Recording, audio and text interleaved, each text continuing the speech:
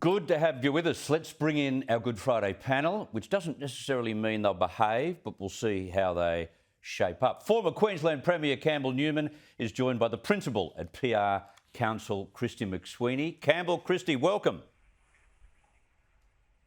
Great to be here. Good to have you with us. Well, the pressure is growing, guys, on the federal government to pass over control of the vaccine rollout to the states and territories. There's been a small alteration to the way they deal with the jab for workers in aged care today. But Campbell, can I start with you? It's lucky we only have one case in ICU because it has been fairly uninspiring, hasn't it? Look, the vaccine rollout, Chris, I think is being stuffed up by both the federal government and the states. Yep. And I think the unedifying spectacle of them all having a go at each other in the last few days, particularly New South Wales and Queensland, the feds, is really not doing anything for getting this done. Look, the federal government are not good at service delivery. I could have told you that at the very beginning of the year when this was being talked about. And I think they need to have a long, hard look at how they're doing it because they won't reach their targets. They simply won't. Then turning to, say, Queensland and the failure to actually use the vaccines they've got, the inoculating of kitchen staff rather than frontline medical staff treating people with COVID, say no more. So fault on both sides and needs a dramatic improvement, particularly on the feds. We need to see it rolled out. Yeah. Although a lot of people are getting themselves and getting their knickers in a knot for no real cause, Christy, because it's only in winter that we really need to make sure that the vulnerable have all been vaccinated. Although I'm just looking at the calendar, that's 2 months away.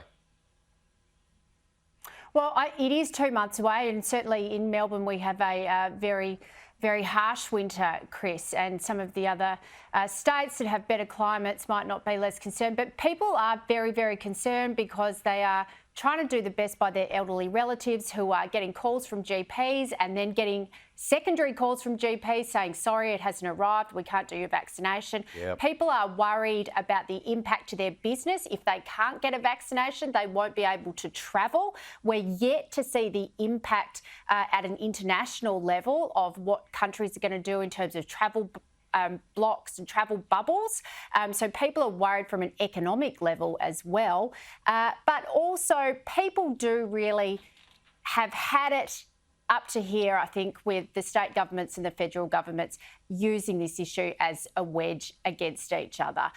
If there was such a person as a federal government working together, a federal ombudsman, perhaps a chief health officer, working together in a bipartisan way with state chief medical officers, and if all of them could put aside their vested interests and perhaps work as a committee to communicate to the Australian public how it's going to work from here on in, gosh, wouldn't that be amazing, putting aside vested political interests?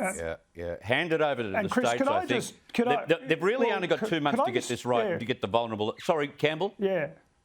Can I just add this, though? The thing that really disturbed me, and it's quite a few weeks ago now, Dr Murphy, the federal health chief, was giving evidence to a parliamentary committee, and he said that there was no burning platform or no burning, need to get on with this because we didn't have, the sort of the problems they did overseas. Well, I'm sorry, Dr Murphy. I'm sorry, federal health bureaucracy. There is a burning need to get our economy going again, to get on with life. This is not living at the moment. This is existing, and the last few days in Queensland have demonstrated that. So there needs to be a real sense of urgency amongst all these people who are involved in this to get on and get it done. Yeah. Don't give the nervous Nelly premiers or chief ministers a reason to lock down or shut borders. This is a really interesting one. The federal government is considering a plan to demand that social media users, even those on some of the dating sites, can identify themselves. Now, Christy, this is obviously a plan to get the tech giants to make sure that those who publish harassing verbiage or those who behave badly can take responsibility in a legal sense. I understand what this is about, but isn't this an overstretch, really? Look, it is the government's way of trying to contain, I think, the public's fear, and certainly the fear of parents around their children and their teenagers being exposed to things on the online environment that they can't control. So the government is trying to tackle that the best they can. They have got the online safety bill waiting to enter the Senate when Parliament restarts in May, and that's got a whole lot of measures about strengthening the government's power to work with the tech companies and the social media platforms to take down material that people find offensive and that meets the definition of explicit. However, there's a lot of things in the bill that it doesn't do.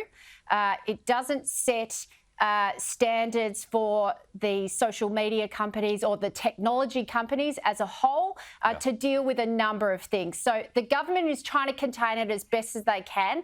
And I think, look, like all things that are fast-moving digital technology sectors, legislation and politics, and particularly the business of Parliament, can't always keep up with the developments that are occurring. Sure. Campbell, this would be a massive momentum change for tech giants right around the world. I know they waited on Australia to change the rules when it comes to using news, but isn't this a step too far? Are they getting beyond themselves?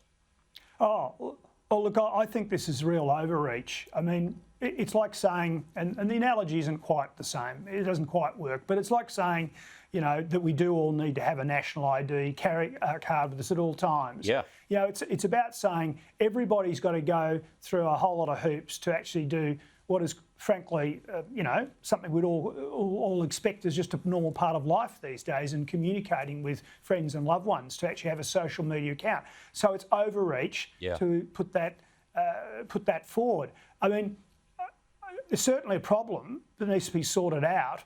I would have preferred to see them, and perhaps they are as well, but attacking firstly the ISPs, internet service providers, and requiring them to actually give a lot of information about, you know, sort of IP addresses and the like, but also the tech giants as well, having to take the mask of secrecy off people, or just simply not allow people to sign up without validated addresses. And they could do that. I mean, if you give your name and address, they have the technology to actually check that there's a real address.